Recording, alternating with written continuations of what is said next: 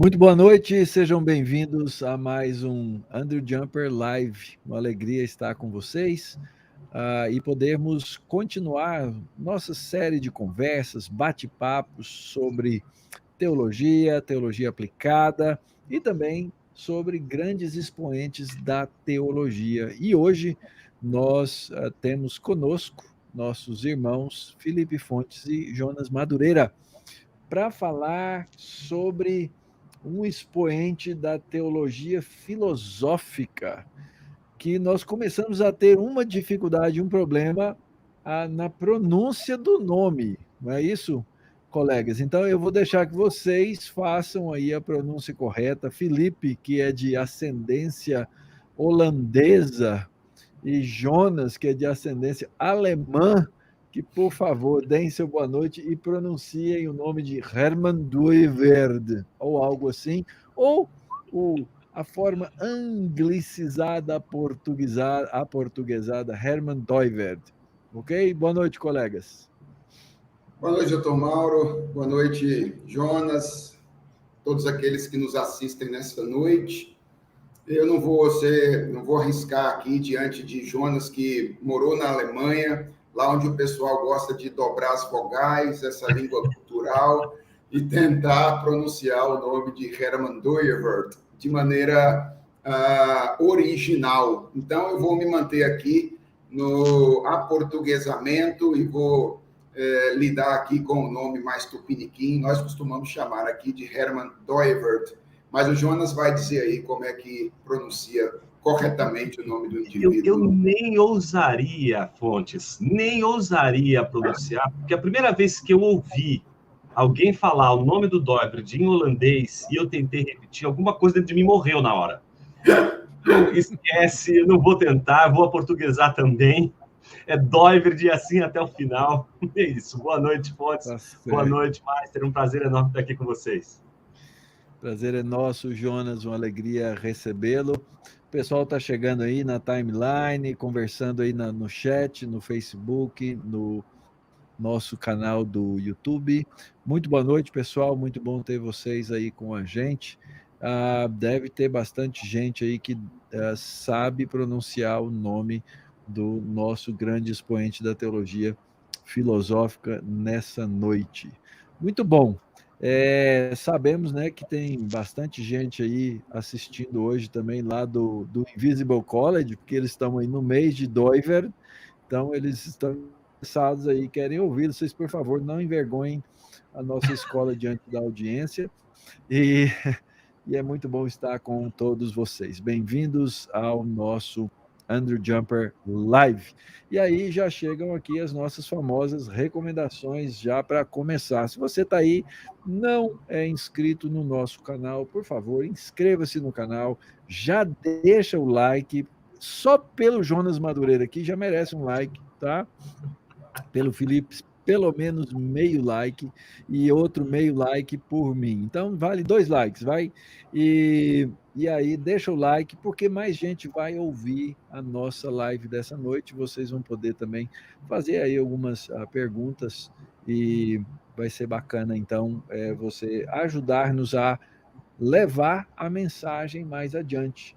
Nós temos a nossa revista Fides Reformata, que queremos apresentar para vocês. Por favor, vão ao nosso site cpaj.mackenzie.br e lá vocês vão poder também ler aí mais de 25 anos de artigos acadêmicos gratuitos disponíveis para vocês na nossa revista. E daqui a pouquinho eu vou falar dos nossos cursos que estão aí disponíveis para o próximo ano, tá bom? Mas vamos agora então cair aqui para o nosso tema dessa noite. O nosso destaque em termos de expoente Dooyeweerd é um filósofo holandês, nasceu no final do século XIX e desenvolveu aí a sua carreira seguindo o Kuyper, né, na Holanda, e estudou na universidade fundada por Abraham Kuyper, lá em Amsterdã, a Vrije Universiteit Amsterdam. E o leitor da minha tese de doutorado era um professor da área de Antigo Testamento, da Universidade Livre de Amsterdã. Acho que eu falei tudo que eu sabia sobre Doivert. Então, agora vai ser a minha aula de introdução a Doivert. Já apareceu a piadinha que eu prometi que não ia falar. Olha aí, Alan Porto. Doivert era palmeirense. Eu prometi que eu não ia fazer essa. Mas é claro. Eu não ia fazer essa piada, mas fizeram por mim, tá vendo? Que coisa. E muito bom. Então, vamos lá, vamos às nossas perguntas da noite. Colegas, quem foi essa proeminente figura da chamada teologia filosófica ou da filosofia calvinística? Por favor, façam uma apresentação do nosso expoente da noite. Quem vai, Jonas? Primeiro aí, eu ou você? Claro que é você, né, Fontes? Você é o dono da casa. Isso, rapaz. Da casa doiverdiana, sobretudo. Bem, o Mauro falou aí que ele disse tudo o que ele sabia sobre Doivert. O fato é que as informações sobre a vida de Hermann Doivert são relativamente escassas ainda em termos de bibliografia. Nós ainda não temos, de fato, uma biografia de Doivert, como a gente tem de outras figuras importantes, como é o caso do Francis Schaeffer, do próprio Abraham Kuyper, não é? A gente não tem uma biografia de Doivert escrita nos termos das biografias escritas a respeito desses pensadores. O que a gente tem de mais próximo de uma biografia é um livro do Marcel Verburg, um sobrinho neto do Hermann Doivert. Imagino que o Jonas ali tem o privilégio de estar na biblioteca dele, tem ali o livro que eu estou mencionando, que foi um livro publicado na Holanda em 1989 e traduzido para o inglês 20 anos depois, no ano de 2009, portanto.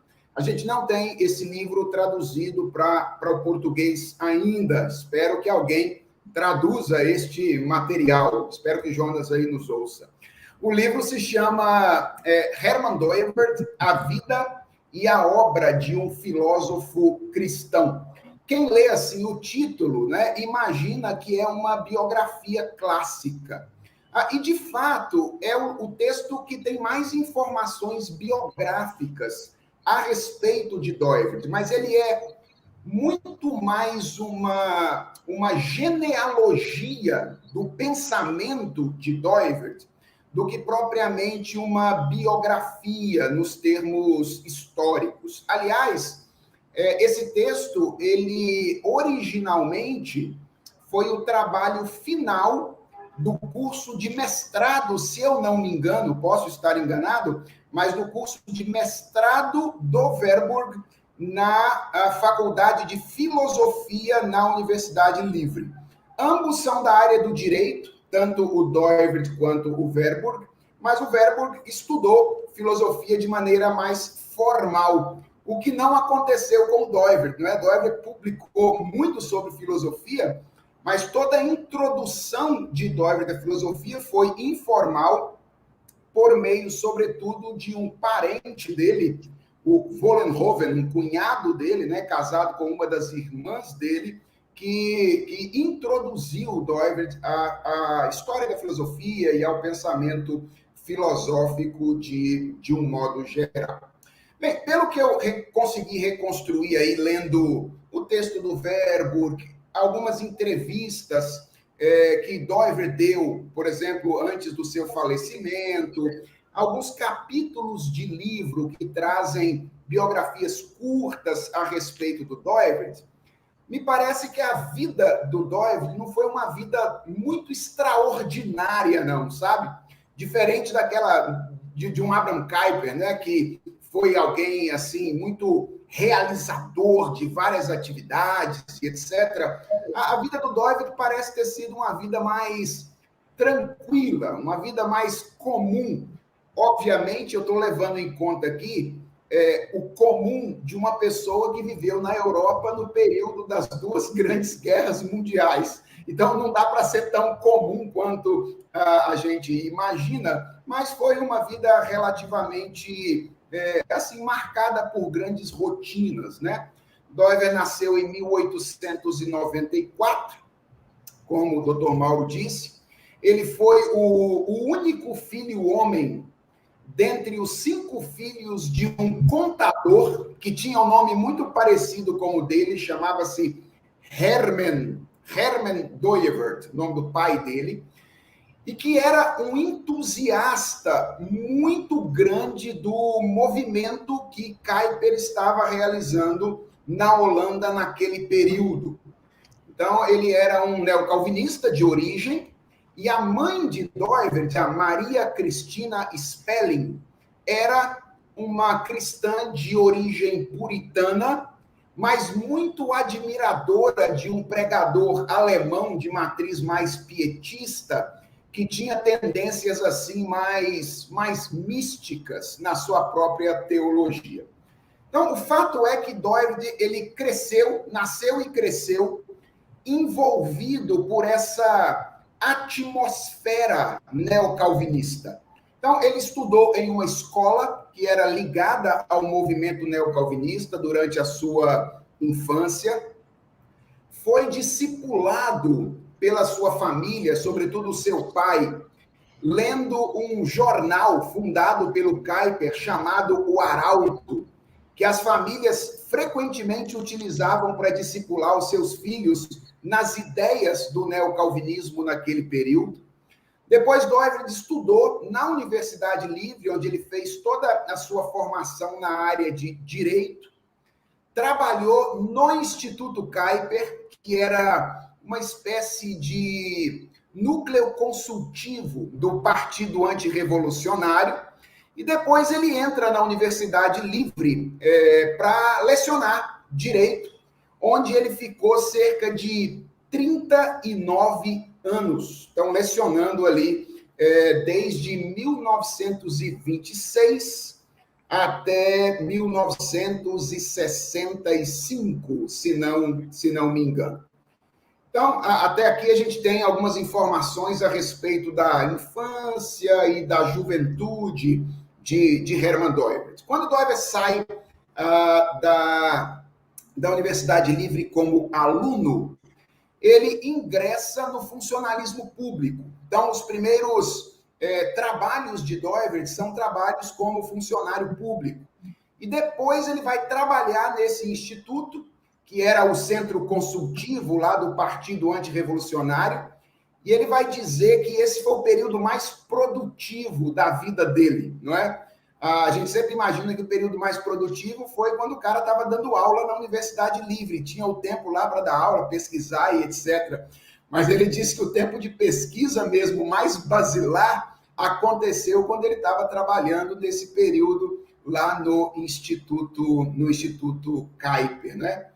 Uma curiosidade interessante a respeito do Doivert é que, durante todo esse tempo em que ele foi professor na Universidade Livre, ou pelo menos durante boa parte desse tempo, o Doivert se dividiu entre as aulas e as pesquisas ali na universidade e a presidência de uma associação que foi fundada por ele mesmo, visando a reabilitação de pessoas que tinham passado pelo sistema prisional na Holanda.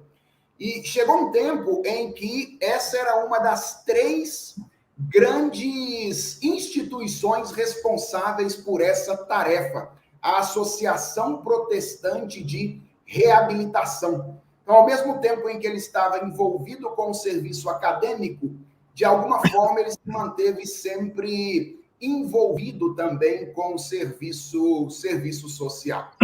Para correr aqui, deixar a Jonas falar um pouquinho sobre quem era Doivert, dizem que Doivert era um excelente pianista, o Evan Hanner, que foi quem recebeu o Doiver durante a viagem que ele fez nos Estados Unidos e no Canadá, quando ele proferiu as palestras que viraram depois o No Crepúsculo do Pensamento Ocidental, que é a primeira obra de Doiver traduzida para o português. O Evan Hanner diz que ele tocava várias peças de cor na casa dele enquanto ele estava hospedado ali. Doiver se casou com uma mulher chamada Jantiana Fernhout, acerca de quem a gente sabe pouca coisa, exceto que ela participou das primeiras aulas de Doiver, ministradas na Universidade Livre, como uma espécie de aluna infiltrada, com o objetivo de dar feedback para o Doiver de como os alunos estavam recebendo a performance dele como professor. Então, foi a estratégia que ele usou para saber como é que as suas aulas estavam sendo recebidas. Ele infiltrou a esposa dele no curso para saber o que é que os alunos estavam dizendo a respeito da maneira como o conteúdo estava chegando até eles. Com a Jantiana, o Doiver teve 9 filhos. Ele era um homem da aliança, viu, Mauro? Era um homem da aliança. Reformado mesmo, reformado. 6 mulheres e 3 homens. Foi aí o grupo que Doiver deixou como um representante aí da teologia da aliança. A Jantiana faleceu em 1963, deixando Doiver viúvo nesse período, né? E o Doiver faleceu em 1977. Ele já tinha muitos problemas do coração nesse período, mas o que o vitimou foi, de fato, um câncer no pulmão. Faleceu em 1977 de câncer no pulmão. Então, esse é um resumo deste filósofo que tem se tornado, da vida desse filósofo que tem se tornado cada vez mais conhecido, não é? No seu pensamento aqui no Brasil. Complementos, doutor Madureira? Não, vamos para a próxima pergunta. Isso foi uma aula, rapaz. Foi uma aula, né? Foi uma maravilhosa aula. Eu não sei se eu vou apertar alguém aí, a gente não combinou essa parte, hein, gente? Felipe, você falou dele trabalhar para o Partido Antirrevolucionário. Explica um pouquinho esse contexto aí, só para o pessoal entender aí o nascimento da Universidade Livre, etc. Acho que é um contexto político-teológico interessante, né? Naquele período, os ideais que reinavam de maneira geral na política europeia eram os ideais da Revolução Francesa. Então, a gente está vivendo ali um período de transição em que os ideais da Revolução Francesa vêm ganhando cada vez mais espaço. A razão pela qual o partido se chama Partido Antirrevolucionário é exatamente porque ele é um partido que, de certa forma, quer fazer frente aos ideais de autonomia que eram defendidos pela Revolução Francesa naquela ocasião. Esse não era o nome, esse nome não era um nome exclusivo do partido na Holanda. Na verdade, havia outros partidos com esse nome em vários outros lugares na Europa, todos eles com esse objetivo, que era o objetivo de frear de alguma forma e contrapor o avanço dos ideais da Revolução Francesa naquele período. No caso da Holanda, o partido foi criado no bojo do movimento que ficou conhecido como neocalvinista, que nada mais foi do que uma espécie de tentativa de florescimento ou de aplicação dos ideais do calvinismo do século XVI à nova condição cultural e política desta época e desse período. Então, no caso da Holanda, há uma relação muito grande entre a ideia de contra-revolução e os ideais cristãos sendo propagados e estabelecidos, de certa forma, no contexto cultural. Não sei se Jonas gostaria de estender isso aí. Eu acho que esses são os pontos que você tocou, Fonte, são os mais claros aí. Eu acho que entender esse movimento do Doivert, não é? E não é só dele, né? esse movimento de tensão com relação aos ideais da Revolução Francesa, eles não só dizem respeito a um movimento dentro da Holanda, também se estende para a Alemanha. Você tem uma reação de muitos filósofos, né, para fazer uma distinção aí entre os diversos iluminismos, né? Não só o iluminismo francês, não só o iluminismo britânico, mas existe um iluminismo alemão, mas existe um iluminismo holandês nesse sentido, que é muito interessante, vendo da perspectiva da liderança dos calvinistas, né? E isso é uma coisa muito interessante. Tem um livro do Jan Hertzen, que é um contemporâneo de Doivert, mais novo que Doivert, viveu até há pouco tempo atrás, publicou uma obra excepcional sobre a questão dos transcendentais na Idade Média. É um católico, pensador holandês, dedicado ao tomismo, muito fortemente dedicado ao tomismo. E ele reconheceu, nesse contexto holandês, o Doivert como sendo o mais importante representante dessa filosofia que fazia frente a esses inúmeros contextos críticos da filosofia do pensamento, não só francês, mas até o positivismo, que era muito forte no contexto holandês e alemão.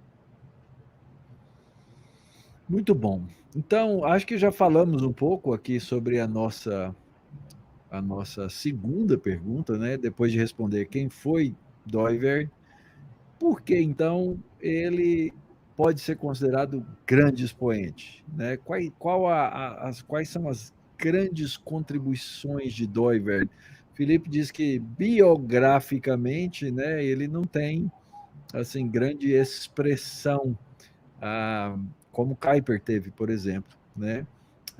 Mas me parece que ele bibliograficamente fez algo espetacular, né? Pesquisando um pouquinho, mais de 200 artigos, vários livros, várias obras, muita influência.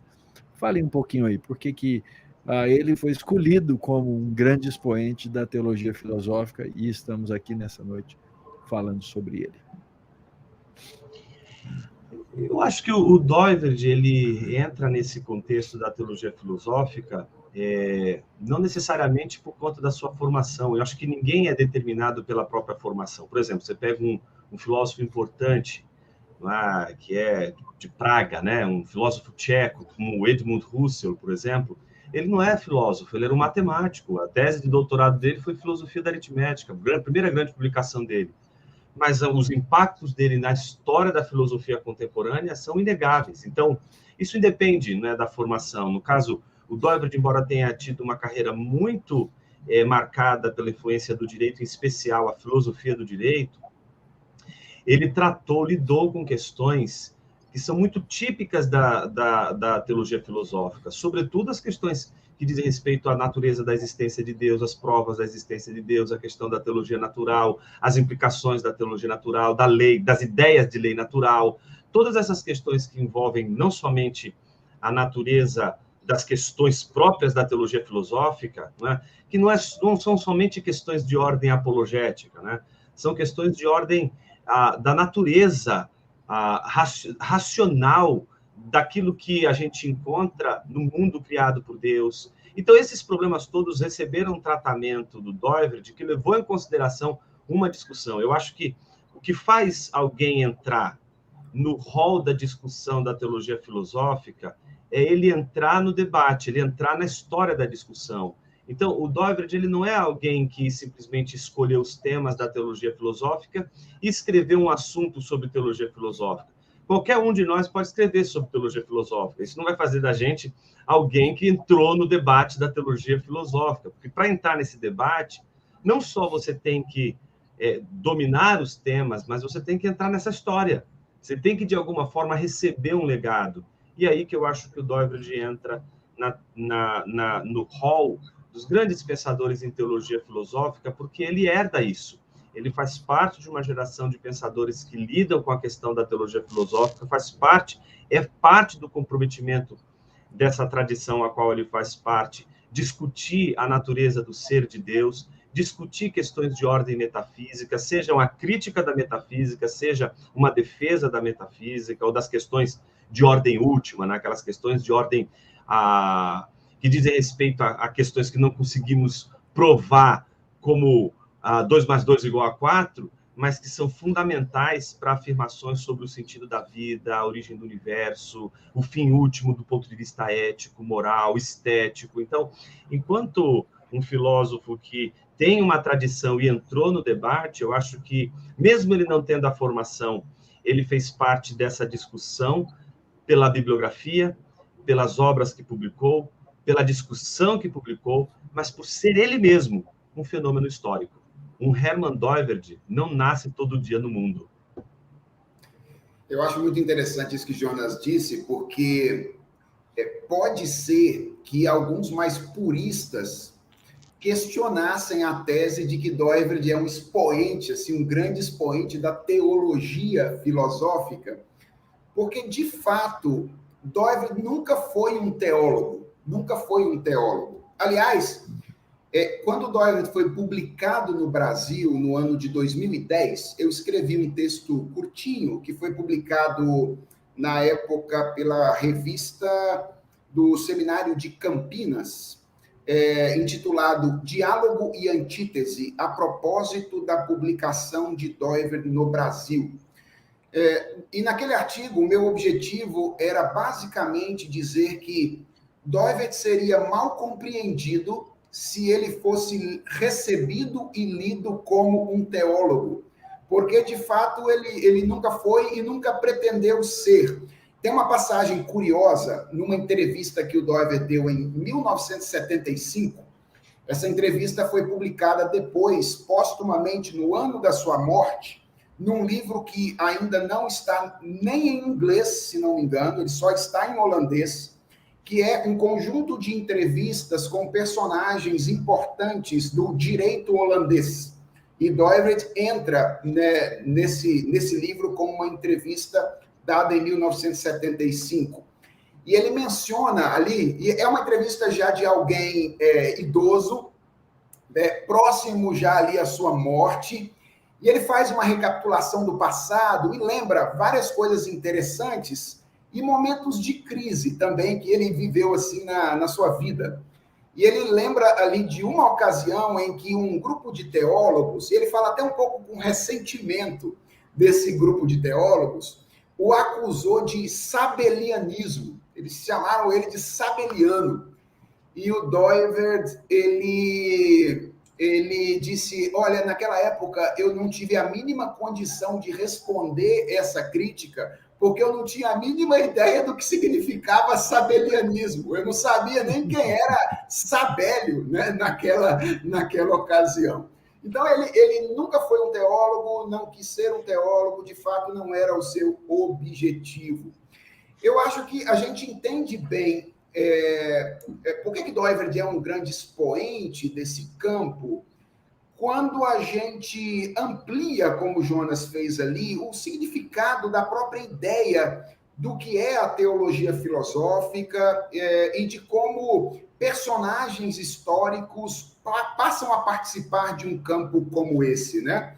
A teologia filosófica nada mais é do que esse ambiente de intersecção entre teologia, filosofia, cultura geral. E não há dúvidas de que Doiverd é um dos principais expoentes da tradição reformada nesse campo no mundo contemporâneo. E qual é a razão principal, na minha opinião, pela qual ele é esse grande expoente? É que Doiverd, ele pegou as ideias do movimento neocalvinista e deu a elas uma formulação filosófica sistemática. Ou seja, antes de Hermann Doiverd, o neocalvinismo já tinha algumas ideias, a sua cosmovisão, por assim dizer, estava, de certa forma, estabelecida, mas não havia ainda uma filosofia sistemática expondo, apresentando essas visões. E o Doiverd foi o responsável por fazer isso. Eu acho que essa é a sua grande contribuição em termos históricos. E isso é importante porque o próprio projeto neocalvinista, de certa forma, dependia disso. Qual era a ideia do projeto neocalvinista? Era que Cristo fosse glorificado por meio do reconhecimento do seu senhorio em todas as esferas da existência humana. Isso incluía a dimensão acadêmica, a vida universitária. E seria impossível que isso chegasse na universidade, tomasse de alguma forma campos científicos, adentrasse o universo acadêmico, se essa cosmovisão não fosse de alguma forma transposta para uma filosofia rigorosa e sistemática. Porque esses campos, eles precisam de mais do que uma cosmovisão. Eles precisam de uma filosofia. Não é? Eles precisam de um sistema, de um organo em cima do qual as ciências vão, de alguma forma, se desenvolver. Então, eu creio que Doivert é um grande expoente exatamente por ter fornecido uma forma particular de se fazer filosofia à luz da tradição calvinista. Veja, eu estou sendo muito cuidadoso com as palavras aqui, porque a filosofia da ideia cosmonômica não é a única proposta de filosofia cristã. Nem é, aliás, eu diria, a única proposta de filosofia calvinista. Mas ela é certamente uma proposta importante e ainda bastante atual para lidar com dilemas do mundo contemporâneo. Então, essa seria a razão pela qual, na minha opinião, Doivert pode figurar entre os grandes expoentes da teologia filosófica. Muito bom. Olha, em 2 perguntas vocês conseguiram falar 31 minutos. Isso prova que vocês são filósofos, certo? Muito obrigado, pessoal, que está nos acompanhando aí. Bem legal, bastante gente, muita gente nos acompanhando. Temos mais de 230 pessoas ouvindo sobre Doivert. Isso é um fenômeno, não é? E muito fenômeno bom, maior obrigado. É 1.500 ouvindo sobre Dilthey. É verdade. É verdade, é verdade. Mas é muito bom, gente. Muito obrigado por estarem acompanhando. Vários dos nossos alunos, alguns professores nossos, o professor João Paulo está aí, o professor Valdeci passou por aí, eu vi aqui o Emílio. O Emílio fez um comentário interessante aqui, disse, olha, entrevista, né, na idade mais avançada é perigoso, né? A gente tem visto isso várias vezes. E professor Allen também, aí passou, nossos alunos, muito legal, gente, que vocês acompanham aí as nossas lives nas segundas-feiras. Vocês que acompanham sempre já me ouviram falar várias vezes, vocês que não acompanham, têm hoje a oportunidade de ouvir sobre os nossos cursos agora, alguns deles, gente, online, 100% online. Deixa eu fazer aqui uma rápida explicação. O Andrew Jumper tem uma história antiga, uma tradição de educação à distância, tá? O Andrew Jumper tem cursos de EAD só desde 1999, ok? Nós já temos aí alguma caminhada dentro dessa área. Agora, no pós-pandemia, não é? Os cursos em EAD, eles geralmente são assíncronos, né? Você não entra na mesma hora com o professor na sala de aula. Mas agora nós estamos com cursos síncronos online. Nós lançamos o nosso tradicional MDiv, o Masters of Divinity, tá? 100% online. Você vai estudar sincronicamente com os nossos professores. Geralmente aulas às terças e quintas-feiras, você vai estudar com a gente no nosso mestrado. O processo seletivo está aberto, as inscrições desse curso do MDiv Online até dia 19 agora. Já tem bastante gente inscrita, graças a Deus, mas ainda está aberto e nós queremos aí selecionar os melhores candidatos. Então, vá ao nosso site, conheça a respeito do nosso MDiv Online, tá bom? Daqui um pouquinho eu vou voltar para falar da nossa especialização em educação cristã e o nosso EMEI. Então, aguarda aí que você vai também ouvir sobre os demais cursos, que agora são 100% online aqui no CPAJ. Muito bem. Quem deve ler Doiverd? Qualquer leitor, qualquer um, qualquer pessoa que toca piano ou violão, que é músico. É porque eu estou fazendo essa relação, né? O indivíduo geralmente ele é músico, filósofo e matemático, essas coisas, né? Os filosofentos, eles são assim. Ah, a minha pergunta é: qualquer pessoa que então toque um instrumento musical pode ler Doiverd? Ou Doiverd é recomendável para qualquer leitor? Livro é com Jonas. Olha, eu tenho para mim que os filósofos nunca escrevem para a gente. Porque se eles escrevessem realmente para a gente, eles não escreveriam com toda a técnica e do jeito que eles escrevem. Há quem diga que os filósofos falam que a gente já sabe com palavras que a gente não entende. E isso é muito interessante. Quando você pega um livro do Kant, por exemplo, A Crítica da Razão Pura, para ler, você não sabe o primeiro parágrafo. Não tem como uma pessoa falar assim, hoje eu li 3 capítulos da Crítica da Razão Pura. Ou o cara mentiu, ou o cara já viajou 30 mil vezes ali, sem entender absolutamente nada. Por uma razão. Kant nunca escreveu para leitores e alunos e professores de filosofia. Kant escreveu para discutir com outros filósofos. Ele escreveu para discutir com Leibniz, ele escreveu para discutir com Wolff, ele escreveu para discutir com Crucius, ele escreveu para discutir com outros filósofos. Eu acho que isso acontece também com Doiverd. Doiverd ele vai escrever para discutir com os filósofos dos seus dias, dos seus tempos. Então, é muito difícil a gente não levar em consideração o fato de que, quando ele escreveu, por exemplo, a New Critique, ele não estava pensando no latino-americano, com pouco dinheiro no bolso, seminarista, né? Não, ele não estava pensando na gente, ele não estava pensando em nós. Ele estava discutindo com grandes filósofos. Bom, então, isso é a primeira impressão que a gente tem, que a gente descobre quando lê um parágrafo do Doiverd, quando lê um texto de um filósofo. Então, a gente fica assustado no primeiro momento. Então, é claro que qualquer pessoa que não tem treino filosófico, que começou a filosofia agora e começa e pega um texto do Doiverd para ler, dependendo do texto, sobretudo se é um texto que não é de divulgação, é um texto não é já de performance filosófica para discutir com outros filósofos, é claro que vai ter dificuldade, é claro que não dá para você tem que pensar assim, quando você vai pegar um livro de filosofia mesmo para ler, se dê por satisfeito se você conseguiu entender uma página depois de 6 horas lendo e relendo e relendo. É natural que isso aconteça. O que é estranho, o que é bastante esquisito, é uma pessoa ler textos de filósofos, assim, capítulos e capítulos, num dia e dizer assim, olha, eu li hoje, não é, o primeiro tomo da Crítica da Razão Pura. Isso é muito esquisito, é muito estranho. Não dá.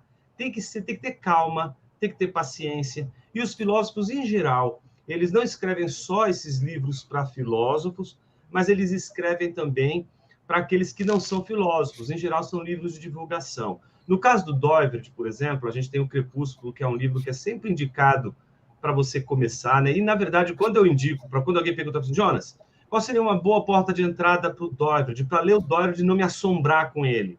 Eu sempre peço para que leia o Crepúsculo, mas jamais lendo o primeiro e o segundo capítulo, de forma alguma, porque se ler o primeiro e o segundo capítulo, o sujeito diz assim, mas isso aqui era de divulgação, o cara fica assustado demais. Então, eu digo assim, olha, comece pelo 8º capítulo, que ele vai falar de antropologia, ele vai dar umas bases mais claras, ele vai escrever de uma maneira mais direta, mais precisa. Isso ajuda muito, claro. Aí qualquer um pode ler, qualquer um pode encarar. Então, no fundo, quem é que pode ler Doiverd? Todo mundo. A pergunta não é se pode ler, é se vai entender. Às vezes a gente vai ler e vai assim, puxa, isso aqui está em português, né? Mas do que se trata? Né? Ora, isso significa que um texto como qualquer um texto de filósofo vai exigir da gente preparo, dedicação. E o que eu posso garantir para aqueles que resolvem aceitar o compromisso, o desafio de ler um texto filosófico é a recompensa. Ler um texto filosófico é diferente de qualquer outro texto, porque o filósofo trabalha exatamente com as palavras. Ele vai elucidar conceitos, ele vai elucidar termos, e é ali que a gente vai aprendendo a filosofia. E aí com isso eu encerro, né? Quando a gente estuda filosofia, sempre os professores, logo quando a gente está nos primeiros anos do estudo, eles dizem assim, olha, escolha um bom filósofo, Porque se você escolher um bom filósofo, ele sempre vai lidar com todos os grandes pensamentos, as grandes ideias. Você vai conseguir, através dele, conhecer desde Sócrates, Platão, Aristóteles, Descartes, Kant, vai conhecer muitos filósofos, porque ele vai lidar com os problemas dos filósofos. Então, esse é o caso do Doiverd. Estudar o Doiverd não é fácil, mas se você tiver calma, tiver paciência, buscar boas introduções, não é? Claro, vai ser uma ponte que você vai atravessar e eu posso garantir que a recompensa ela é enorme, não é? Qualquer texto de filosofia de um filósofo da envergadura do Doiverd, não é? Qualquer texto desse que você lê, você vai sair ganhando depois que você entender, depois que você gastar horas ali. Você vai ficar com aquela sensação, puxa, mas eu li só 3 páginas. Mas o que aquilo te trouxe de exercício da mente, não é? De sagacidade do pensamento, treino do raciocínio, tanta coisa você adquire ali que você tem que ter paciência.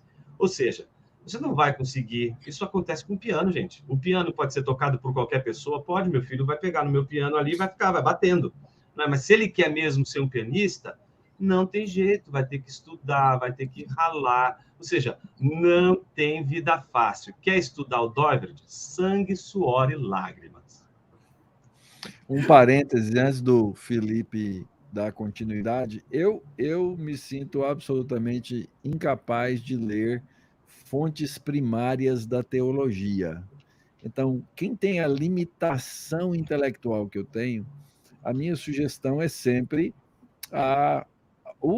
abuse daqueles que não se pretenda filósofo, em primeiro lugar, né? Eu não sou filósofo, mas use boas fontes secundárias e use. Alguém perguntou, e tem um vocabulário? Né? Eu lembro, aos 21 anos, quando eu fui ler Francis Schaeffer, primeira versãozinha de Francis Schaeffer, o Deus que intervém, no final tinha o quê?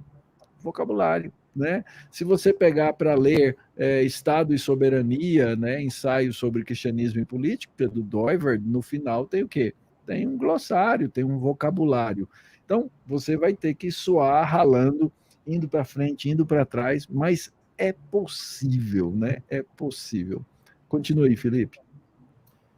Acho que o Jonas tocou aí nas questões fundamentais e eu concordo com ele. Eu acho que as pessoas precisam ser encorajadas a se aproximar, porque eu acredito que a aproximação traz benefícios, por mais que não haja compreensão exaustiva, né? Por mais que não haja compreensão exaustiva. Eu me lembro, por exemplo, quando eu me aproximei de Doiverd pela primeira vez, foi lá por volta de 2005, 2006, mais ou menos. Eu estava começando o meu ministério pastoral e ingressei no Jumper e conheci Doiverd estudando no Andrew Jumper. Eu me lembro da primeira vez que eu me deparei com a escala modal, com a teoria das modalidades. Eu entendi pouquíssimo da teoria das modalidades, mas eu entendi o suficiente para compreender que quando eu analisava alguns problemas eclesiásticos como pastor, eu tendia a uma visão muito simplista, muito reducionista da interpretação dos problemas. Então, por exemplo, quem é pastor sabe que lidar, por exemplo, com música na igreja é um negócio difícil, né? A gente sabe que música é um negócio que, às vezes, divide igrejas. E eu, às vezes, estava enfrentando assim, um problema com música e eu li o problema de maneira muito simplista, sabe? Eu olhava para o negócio e falava assim, isso aí é falta de amor, falta de amor.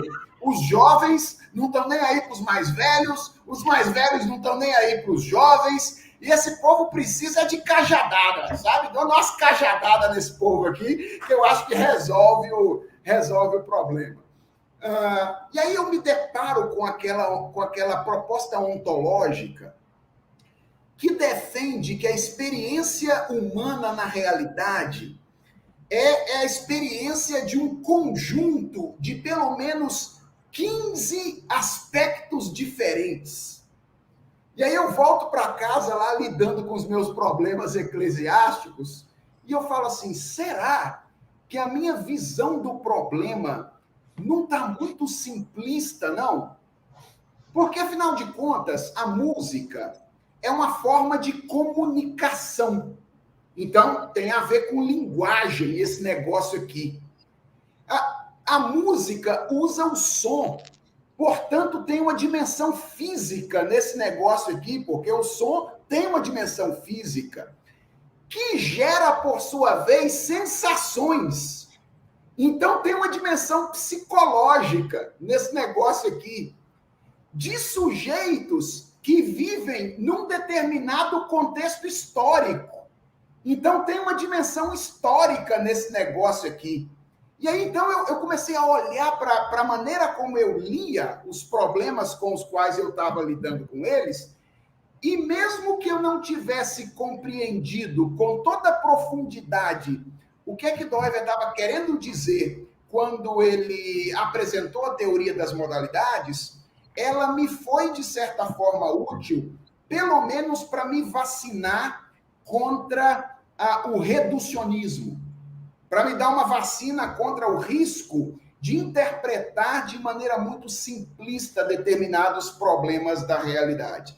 Eu estou dizendo isso apenas para dizer o seguinte: eu acho que qualquer pessoa pode ser beneficiada pela aproximação do texto de Doivert, mas daí a dizer que entendeu Doivert, como Jonas diz, existe uma enorme distância, não é? E eu não acho que é só porque é Doivert, como Jonas disse, é porque é filosofia rigorosa, é porque é filosofia técnica. Então, é como ler Kant, né? É como ler Kant. Você pega lá e você precisa de alfabetização. Alguém falou aí de terminologia, né? Você pega o Kant aí, primeira página, você já lida com juízo sintético a priori, juízo analítico, juízo sintético a posteriori, uso público da razão, uso privado da razão. Com Doivert é a mesma coisa. Você pega o texto lá e você lê horizonte modal, núcleo de significado, retrocipação, antecipação, estrutura de individualidade, função guia, lado de lei, lado de sujeito. Aí você lê esse negócio todo, você fala, isso aqui é língua portuguesa? É língua portuguesa. E vejam, eu tive sensação parecida quando eu fui estudar com gente da área de arte. Fui estudar estética, lá no meu curso de mestrado e doutorado. Cara, eu entrei nas aulas da galera de arte e eles iam usando a terminologia deles e eu ficava perdido. Por quê? Porque faltava alfabetização. Então, eu diria que tem um trabalho prévio que precisa ser feito para entrar, de certa forma, no texto, que é esse trabalho de alfabetização. Mas eu não quero desestimular o pessoal, não. Leiam Doivert, eu acho que vocês vão ser beneficiados se o lerem. Apenas toma cuidado quando dizer que já compreendeu o negócio todo. Então, eu nem me atrevo a dizer que eu compreendi. Sabe como é que eu faço? Pessoal, escuta, essa é uma dica, hein? Para analisar os temas que eu estou escrevendo dentro da teologia ou uma aplicação prática dentro dos aspectos modais e etc e tal, o que eu faço? Eu escrevo, aí eu desço na sala do Felipe Fontes, falo o que eu escrevi e pergunto para ele assim, faz sentido? Aí ele faz a análise para mim e aí eu sei se está tudo batendo, certo? Então, vocês têm que ter os meios, certo? Os mecanismos para fazer a boa análise filosófica, não é? Porque realmente é difícil, viu? Não é fácil. A mesma coisa, né? Aí funciona no processo de alfabetização da teologia, né? Quem não é iniciado na terminologia, né? Às vezes um crente, muitos anos de igreja e tal, aí chega aquele pastor mais novo que quer mostrar serviço, e aí ele chega lá no púlpito, ele começa a usar expressões teológicas complicadas, ele começa a usar a filosofia junto, ele começa a citar demais o grego, o hebraico e não sei o quê, e o crente fica lá perdidaço. Só que, por exemplo, nós temos muitos alunos que não vêm do campo filosófico ou teológico, né? São formados em outras áreas, mas, por exemplo, vêm estudar no nosso EAD. Lá no nosso EAD é esse trabalho com os processos de alfabetização que a gente trabalha dentro da linha teológica, né? Aliás, eu costumo dizer o seguinte: quero fazer EAD, por onde eu começo? Nós temos sistemática bíblica aplicada, missiologia e agora exposição bíblica. Eu digo, comece pela sistemática, porque é na sistemática que você vai aprender a metalinguagem, você vai aprender a terminologia e assim por diante, ainda que eu seja professor de teologia bíblica e sei da importância e necessidade da relação entre as duas, né? Mas muito legal, muito obrigado aí pelas boas respostas dadas. E sobre como, lá no finzinho, pessoal, fica calmo aí que o pessoal vai falar por onde você vai começar Doivert, tá bom? Mas isso é no final, então espera aí que lá no final a gente vai falar, né, sobre isso. Como é que o pensamento de Doivert se relaciona com a filosofia da sua época? Jonas, manda ver aí. Eu acho que o principal ponto e a principal contribuição do Doivert passa pela crise que a filosofia contemporânea passa depois, né, do advento da crítica da razão pura do Kant. Não tem como trabalhar filosofia depois da virada kantiana, né? Porque o que o Kant fez com a chamada, né, virada copernicana, né, essa coisa toda de tirar, né, o foco de uma apreensão do sentido e do significado das coisas do mundo e colocar a unidade do conhecimento não mais nas coisas, no mundo que você conhece, mas na constituição de um sujeito que conhece. Então, a partir disso, Kant vai construir uma reflexão muito forte para mostrar que é possível você ter conhecimentos que não são, digamos assim, passíveis de serem apreendidos pelos sentidos, mas não são como, por exemplo, o caso de Deus, substância, essência, forma, justiça, beleza, verdade, que são todos eles, todas estas coisas, elas a gente pressupõe que elas existam, mas a gente não tem como provar pela experiência, isso vai dizer o Kant. Mas ele conseguiu mostrar que é possível você ter conhecimentos racionais, né, daquilo que não é possível de você experimentar pelos sentidos, mas que você não tem como negar, como, por exemplo, o espaço e o tempo. A gente não tem como negar o espaço e o tempo, né, do ponto de vista, sobretudo, absoluto, né, porque os relativos a gente apreende os espaços que a gente se encontra, mas o espaço absoluto é um pressuposto que a gente usa não só para geometria, mas para pressupor o mundo, o universo à nossa volta. Então, o que o Kant fez foi isso. Só que, ao fazer isso, Kant reduziu toda a análise da experiência humana à mera questão reflexiva do sujeito. Então, você vai ter, depois do Kant, não só a revisão da crítica da razão pura sendo feita pelos chamados neocantianos, mas você vai ter também as reações, não é, a Kant de diversas tradições, como, por exemplo, a tradição do Dilthey, que é um pensador importantíssimo, principalmente nessa fase de transição do século XIX para o XX.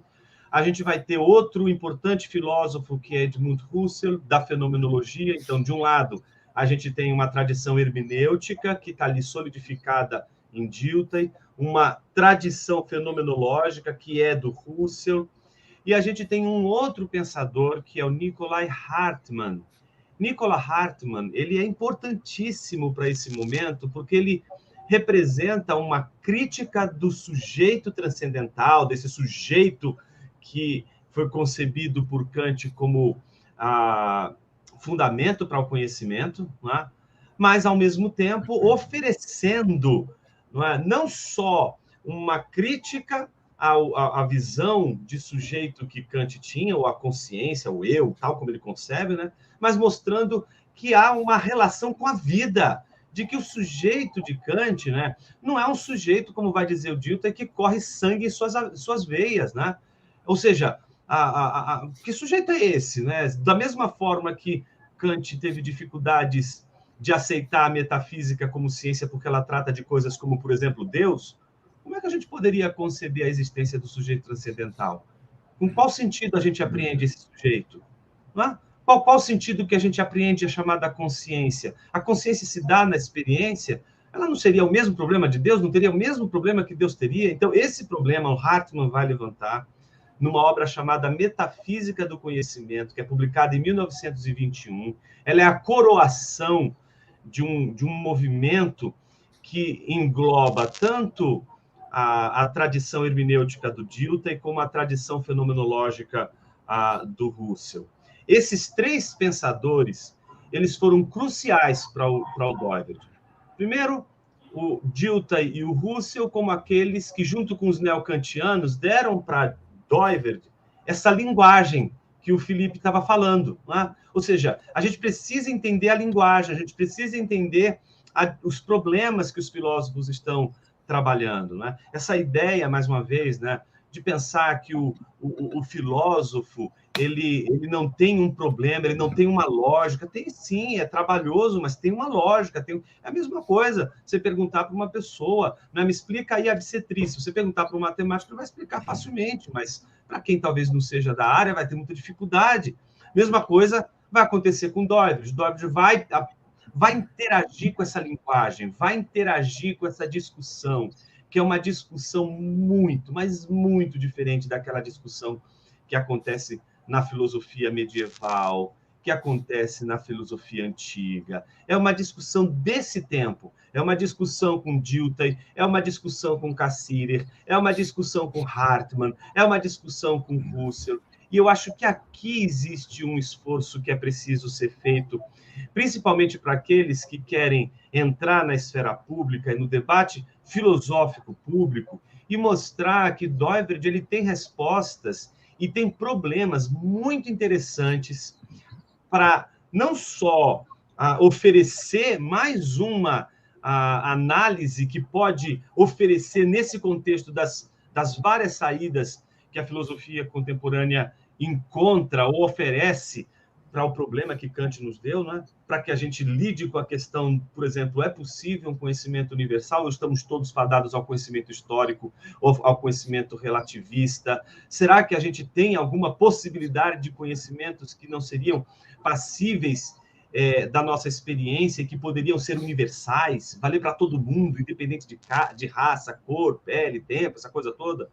Então, eu entendo que recuperar o Doiverd dentro desse universo é muito diferente. Aí eu não sei como você vê também, Fontes, mas eu penso que a gente já tem feito um trabalho muito interessante de recuperação do Doiverd dentro daquela tradição que vem do James Orr, passa por Kuyper. A gente vê a discussão depois, a posteriori, né, do pensamento do Doiverd em Carl Henry, Schaeffer, Van Til. A gente vê esse universo do pensamento do Doiverd, sobretudo nesse contexto apologético, mas a gente precisa, principalmente agora, trazer o Doiverd para esse campo que ele resolveu entrar, que é o campo da esfera pública, da universidade pública, onde os debates estão ali sendo enfrentados, onde as discussões estão sendo travadas, e onde você tem um filósofo que está falando de igual para igual, com um vocabulário robusto, com uma bibliografia robusta, com uma solução, uma maneira de lidar com a questão do transcendentalismo kantiano, com uma sabedoria, uma destreza, um refinamento que é de causar, óbvio, espanto em qualquer um que conhece um pouquinho de filosofia. Ou seja, o que eu estou dizendo em últimas palavras, né? Se hoje você for estudar filosofia numa universidade pública ou qualquer outra universidade, né, você vai descobrir que você vai aprender filósofos como Heidegger, vai entrar nas discussões com Dilthey, vai entrar nas discussões com Russell, Scheler, essa turma toda. E você tem um filósofo como Doiverd que entrou nessa discussão e que precisa entrar mais uma vez nessa discussão na universidade. Ou seja, a gente tem duas maneiras de trabalhar o Doiverd hoje. O Doiverd da apologética, o Doiverd que a gente lida nesse contexto de defesa da fé, etc. Mas esse filósofo que é respeitado e que pode ser ouvido na academia porque apresenta algo que eu acho precioso, Fontes, que é um problema. Ou seja, ele coloca um problema para os fenomenólogos, para os hermeneutas, para a filosofia analítica, para os neocantianos, para os pós-modernos. Ele apresenta um problema, ele coloca não é uma pulga atrás da orelha, ele coloca um elefante atrás da orelha das pessoas, tá entendendo? E eu acho que a gente precisa aprender a fazer boas perguntas, elaborar boas perguntas. A gente, às vezes, fica só querendo responder as perguntas que a esfera pública tem feito. Está na hora da gente bagunçar esse coreto. Está na hora da gente tumultuar esse coreto, mostrando, por exemplo, um filósofo dessa envergadura e o quanto de refinamento tem no pensamento dele para essa discussão que a gente enfrenta hoje. Sem dúvidas, eu concordo contigo. Acho que isso se deve à porta pela qual Doivert acabou chegando no Brasil, que foi a porta da própria teologia, né? Então, ele chega no Brasil por meio dessa porta. Então, ele acaba respondendo e dando conta de questões mais de natureza teológica do que de natureza filosófica. Então, há ainda um trabalho a ser feito, que é a redescoberta dos problemas e das respostas que Doivert levanta para os problemas com os quais ele estava lidando no seu período, no diálogo com os filósofos com quem ele estava conversando, que você mencionou aí ser o neocantismo, a fenomenologia e etc., né? Essas tradições. Eu queria apenas mencionar dois detalhes interessantes que me vieram à mente aqui enquanto você falava. O primeiro é o de que Doivert dialogou com filósofos que, a princípio, causam certo estranhamento, inclusive para nós que somos cristãos. Há uma tese defendida por alguns estudiosos de que existe muita semelhança entre o conceito de tempo cósmico de Hermann Doivert e a própria noção de tempo do Martin Heidegger. Então, Doivert leu Heidegger, aliás, isso aqui me veio à mente por causa da gente falando sobre a dificuldade de ler filosofia, não é? O Albert Wolters diz que o Doivert leu 6 vezes Ser e Tempo antes de ter dito compreender Ser e Tempo. Eu não estou falando de mim nem de outra pessoa, não. Eu estou falando do Hermann Doivert. Ele leu 6 vezes Ser e Tempo antes de dizer, olha, agora eu estou pronto para dialogar com Heidegger e conversar com a ideia de tempo do Heidegger aqui. E a segunda coisa que eu me lembrei foi que o Doivert fundou, juntamente com o Vollenhoven, na Holanda, naquela ocasião, uma associação para a cadeira de filosofia calvinista. Ou seja, eles conseguiram convencer, de certa forma, o governo da Holanda, naquela ocasião, que se eles levantassem recursos, essa associação levantasse recursos, eles poderiam abrir cadeiras de filosofia calvinista nas universidades de toda a Holanda. Ou seja, o governo não gastava nenhum centavo com os professores para pagar os cursos, etc., porque a associação financiava, mas se um aluno de universidade que estava lá estudando direito, medicina, matemática, outra coisa, quisesse optar por uma das cadeiras, filosofia da ideia cosmonômica, ou filosofia calvinista, ele tinha aquela cadeira financiada por uma associação para cursar no seu curso de universidade. Então, uma das coisas que me chama a atenção no movimento neocalvinista, e talvez a gente precise aprender com eles nesse particular, é essa criatividade e ousadia, não é? Para, de certa forma, vencer barreiras e fazer com que ideias como as ideias propostas por um filósofo dessa envergadura possa chegar no ambiente acadêmico. Muito bem. Olha, se nós estivéssemos num rally, vocês estariam praticamente com a nota máxima, porque num rally você tem que manter a consistência do tempo em cada etapa. Foi meia hora para 2 perguntas, mais meia hora para outras 2 perguntas. Então, parabéns para vocês, comprovando que está na raiz do sangue a filosofia para responder pergunta. Agora, a gente tem várias outras. Vocês querem acabar essa live ou acabar com os que estão ouvindo essa live? Essa é uma pergunta filosófica. Seremos mais breves, então, nas próximas, vai? Eu não estou fazendo nenhuma acusação, eu só estou dizendo que já foi 1h04 aqui. Muito bom. Inclusive, essa próxima pergunta, ela tem relação aí com o que o pessoal está perguntando nos comentários. Vocês estão lendo os comentários aí, vocês dois? Estou lendo alguns aqui, sim.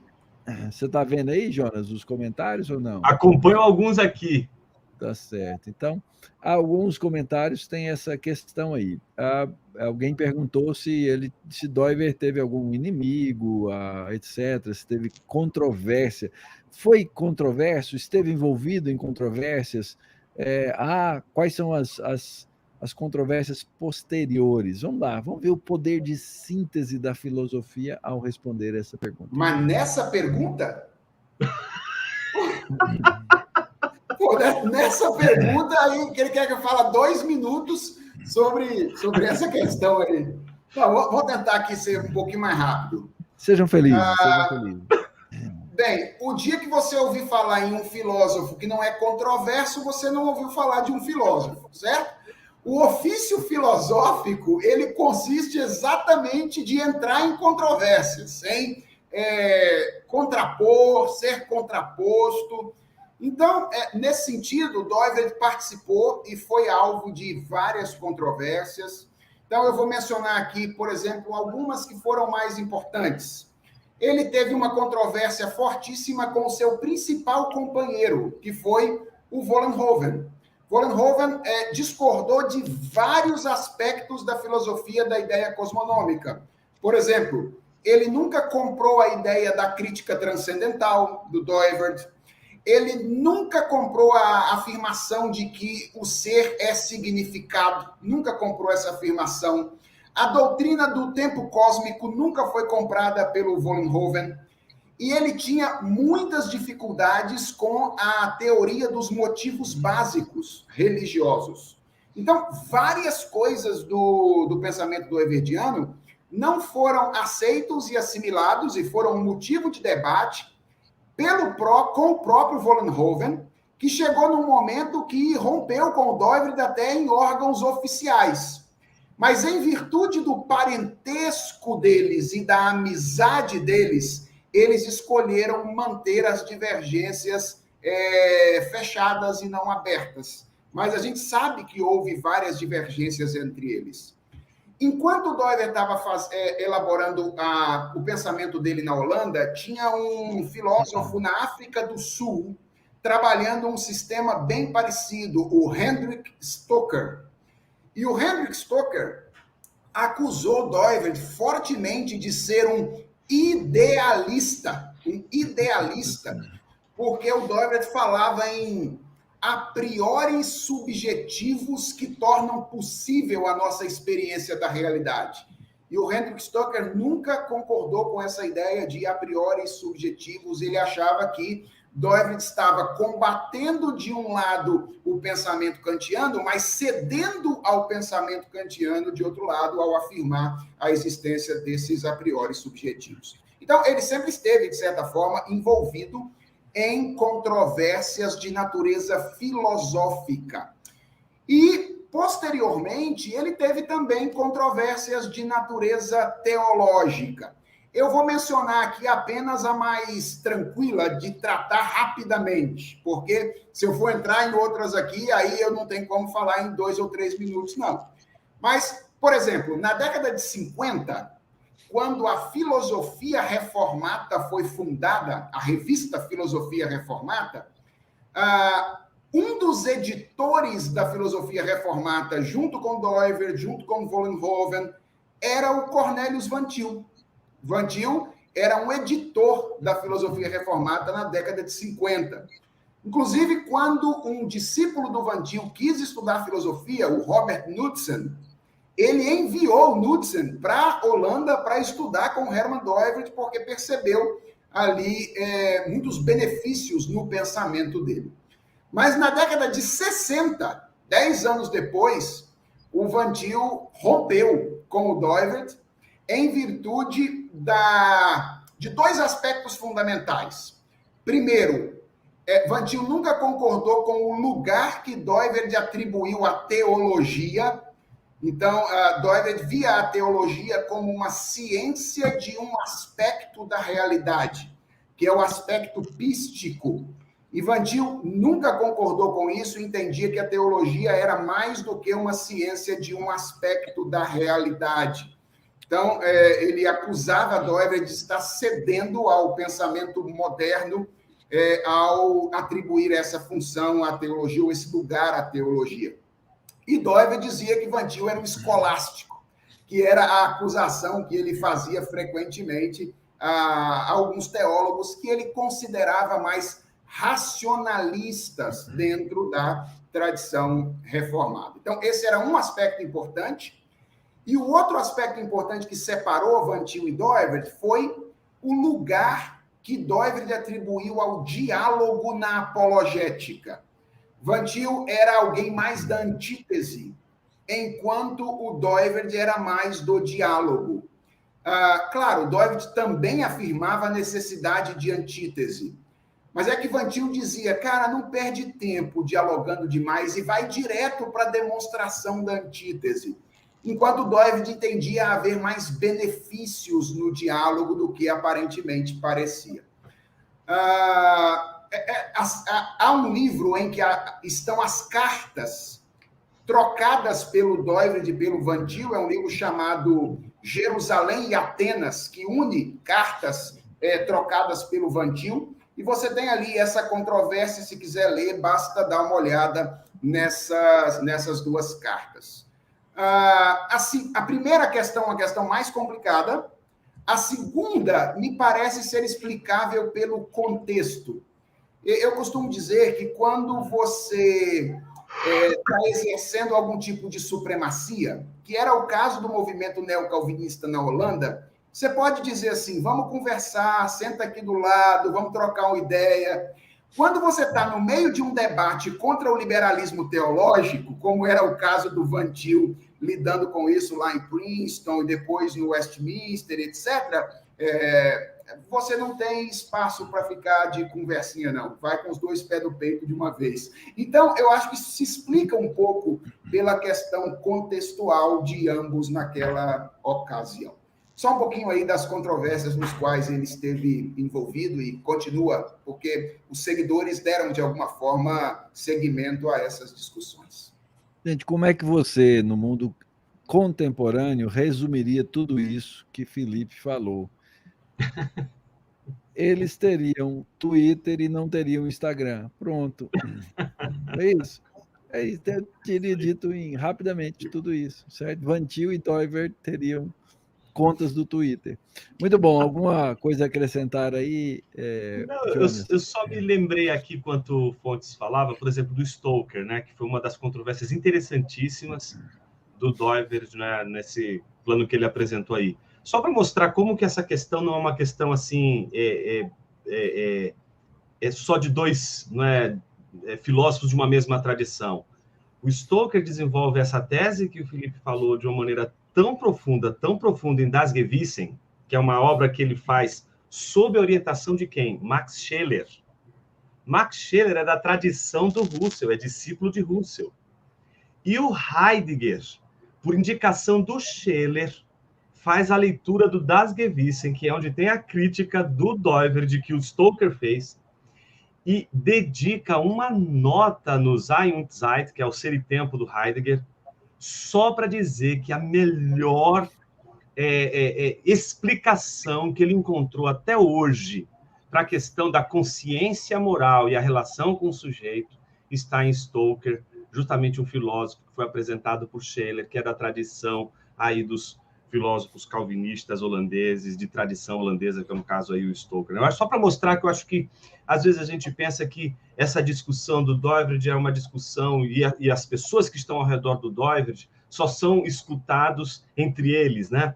Só falam entre eles, né? Os discípulos do Doiverd, nesse mesmo momento, estão traduzindo as investigações lógicas, estão escrevendo as melhores introduções à fenomenologia do Russell, eles estão envolvidos na universidade discutindo com esses filósofos todos, né? Então, acho que é só um ponto para observar que no meio dessas controvérsias que são comuns na vida de um filósofo, né? Elas se sustentam justamente historicamente, não só por diletantismo, coisa do tipo, né?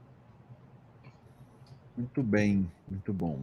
Vamos lá, vamos tentar cobrir mais algumas questões aí. Aqui anotado eu tenho 3 e o pessoal está perguntando aí. Vocês que sabem se vão responder a turma aí do chat, tá bom? Exemplos de contribuição de Doivert. Eu mencionei uma anteriormente aqui, para tentar ser rápido, que foi a teoria modal, né? Uma contribuição bem significativa de natureza ontológica, uma tentativa de oferecer uma teoria da realidade que leva em conta muitos pressupostos cristãos. Por exemplo, o pressuposto da doutrina da soberania de Deus. Então, o Dr. Heber Júnior perguntou ali em que sentido o Doivert era estritamente ou tipicamente calvinista, né? Então, nesse particular, de levar às últimas consequências, por exemplo, a doutrina da soberania de Deus, que é algo tipicamente da tradição calvinista. Na teoria modal, isso é, de alguma forma, aplicado de maneira muito significativa. Então, essa é uma contribuição importante. Mas eu acho que existem também contribuições de natureza mais epistemológica, né? Então, por exemplo, a redescoberta do valor da experiência empírica, isso é muito importante no pensamento Doivert. O apontamento dos limites do pensamento teórico, acho que isso também está lá de maneira bem clara. E talvez a mais significativa de todas seja o apontamento da natureza fundamentalmente religiosa de todo o pensamento teórico.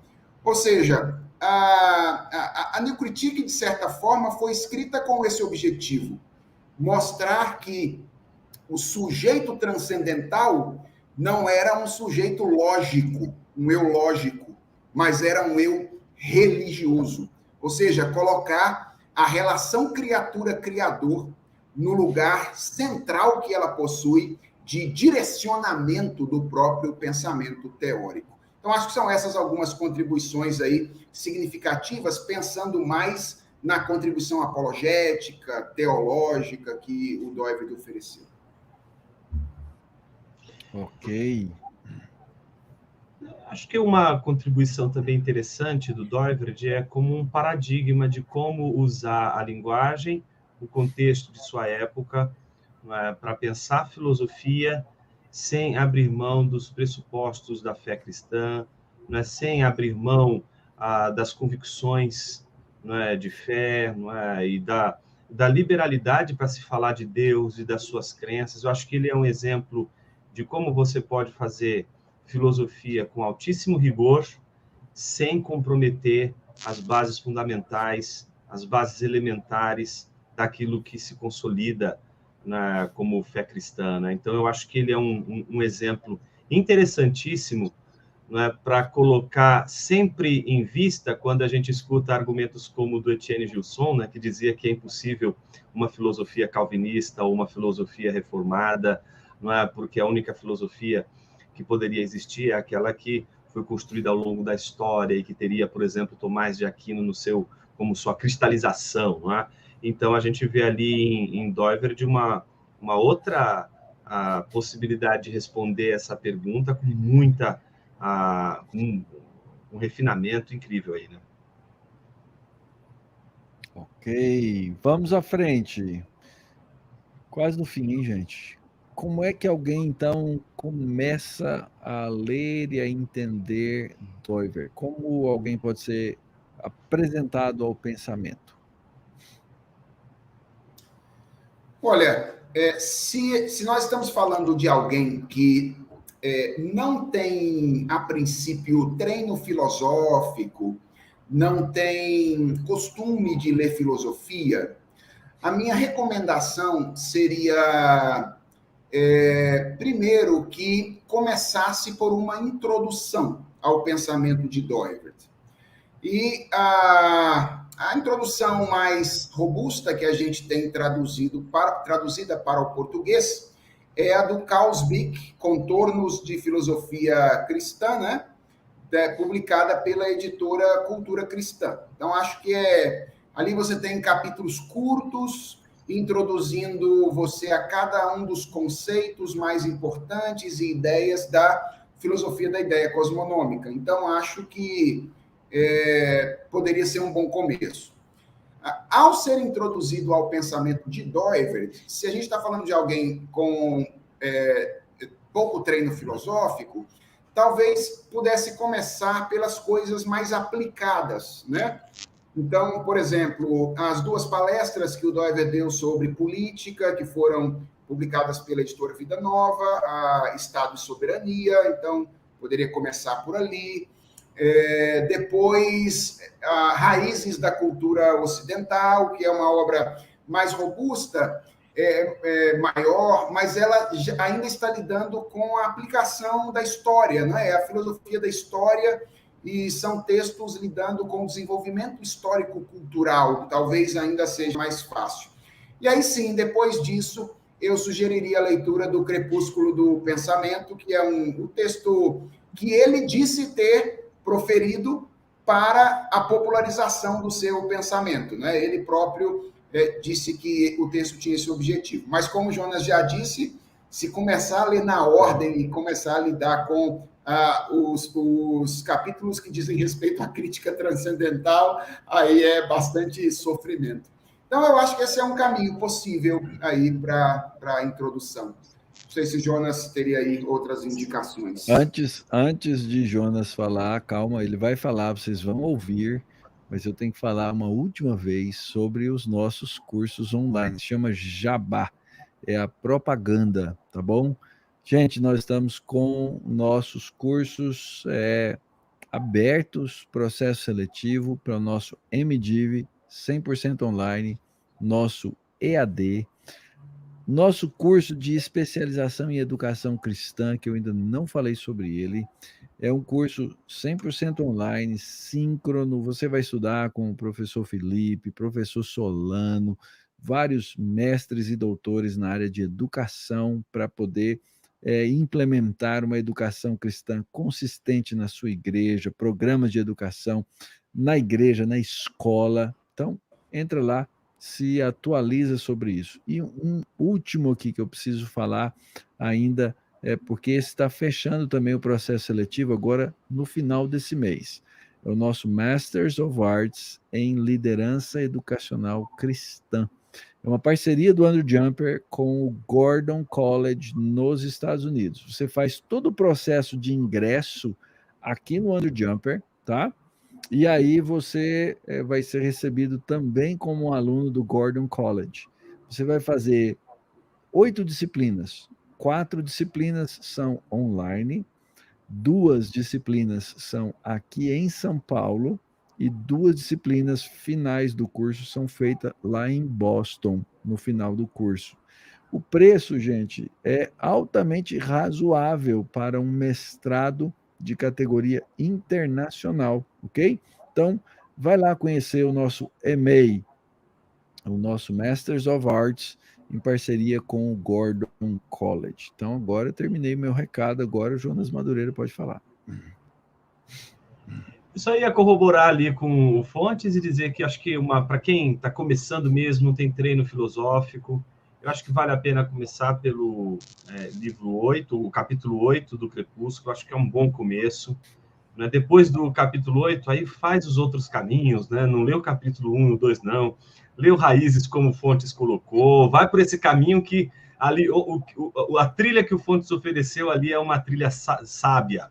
Né? Agora, se você é um filosofento, né? Então não vai para New Critique logo de cara, porque essa é a sua maior tentação. A sua maior tentação é ir para ali. Né? Mas ali ele já tem uma coisa depurada, ali já está decantado, ali é o creme de la creme. Né? Então, para você chegar ali, eu acho que vale a pena uma leitura que desperta a gente para o Doivert filósofo, que é a série de ensaios que ele escreveu, são 3 volumes, mas eu acho que o primeiro volume já é suficiente, não é? Que é Reforma, Escolasticismo e Reforma, né? Eu acho que acho que é esse mesmo título, não, né? Acho que é Reforma e Escolasticismo na Filosofia, né? Então, eu acho que é uma boa porta de entrada ali, porque você vai ver, em primeiro lugar, um Doivred que vai apresentar um mapa de todas as questões da filosofia desde a antiguidade. Eu acho que isso precisa ficar muito claro, porque me parece que, às vezes, acontece na filosofia algo que é muito comum na teologia. O cara quer fazer teologia sem ler a Bíblia, né? Então, a mesma coisa acontece com o filósofo que não conhece, não é, os livros basilares da filosofia.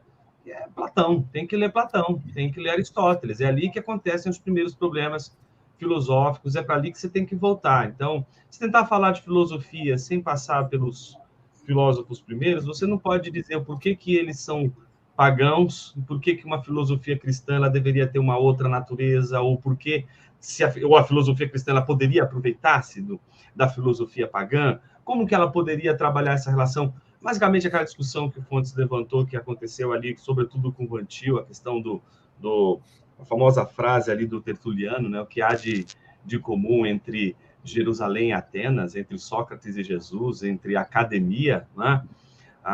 E a igreja, né? Então, eu acho que tem coisas ali muito interessantes para a gente ver nesse Reforma e Escolasticismo na Filosofia do Doivred. Acho que é uma boa porta de entrada para os filosofentos. Muito bom. Parabéns, senhores. Vocês sabem bastante do tema, responderam muito. Olha, eu estou impressionado aqui. A nossa live teve no YouTube, tá? Não estou contando das duas plataformas, uma média de 230 pessoas, 232 gostaram. Então, é uma média boa, não é? Fala sério. Muito jóia, que bom que a gente teve aí o pessoal interessado na nossa live, querendo saber mais sobre filosofia, querendo saber mais sobre esse destacado pensador, né? Dentro da filosofia, da tradição da filosofia calvinista. Muito obrigado, professor Felipe, professor Jonas, pelo tempo despreendido. As pessoas acham que a gente vem para uma live, né? A gente só chega aqui, senta e fala, né? Não, uma live demanda da gente preparação, foco, concentração, né? E eu sei que vocês, obviamente, gastaram algum tempo fazendo essas coisas, então fica o nosso muito obrigado para vocês. Por favor, deem as suas palavras finais aí, o seu boa noite. Bem, uma alegria sempre poder receber Jonas e falar com ele. Jonas tem sido um companheiro aí da nossa escola, sobretudo do nosso departamento de teologia filosófica, e é sempre muito rica a oportunidade de conversar com Jonas. Então, Jonas, obrigado por ter aceito o nosso convite. Obrigado, doutor Mauro, também, por conduzir esse tempo e participar conosco. E aqueles que nos assistiram de casa, que Deus abençoe vocês no desafio de continuar pensando para a glória do Senhor e que este seja mais um pensador que ajude vocês nesse desafio de amar a Deus com todo o entendimento. Opa, microfone desligado, Jonas. Agora funcionou. Estava dizendo que estou muito grato de poder participar dessa conversa com vocês. Eu tenho um carinho enorme pelo trabalho que vocês têm feito, não só no Andrew Jumper, mas nas igrejas que vocês têm passado, pelo ministério tão profundo e comprometido com as escrituras, como a gente tem encontrado. Então, é sempre uma alegria ouvir o Fontes falar do Doivred. Eu sempre aprendo alguma coisa, eu sempre estou anotando as bibliografias, né? O que o Fontes tem lido. Então, foi uma alegria enorme poder estar aqui nessa conversa, né, sobre um filósofo que é tão importante para os nossos estudos. Agradeço também a você, Mauro, pelo convite, pela oportunidade de estar sempre aqui, não é? Conversando com vocês e aqueles que nos acompanharam. Muito obrigado mesmo. É isso, gente.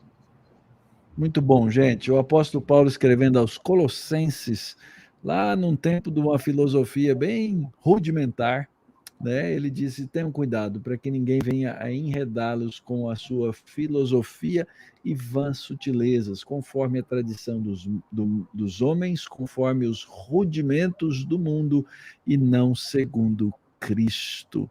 Se há uma coisa que pesa nesse processo, é exatamente entendermos a filosofia, entendermos como o mundo, desde os antigos gregos até os tempos atuais, desenvolve o pensamento, identificar nele quais são as sutilezas, quais são os sofismas, e você não vai conseguir fazer isso se você não tiver um bom estudo da filosofia e não tiver quem estude a filosofia com profundidade. Então, é muito importante que essa área se desenvolva. O Andrew Jumper tem um departamento de teologia filosófica, exatamente para conversarmos a respeito desses temas.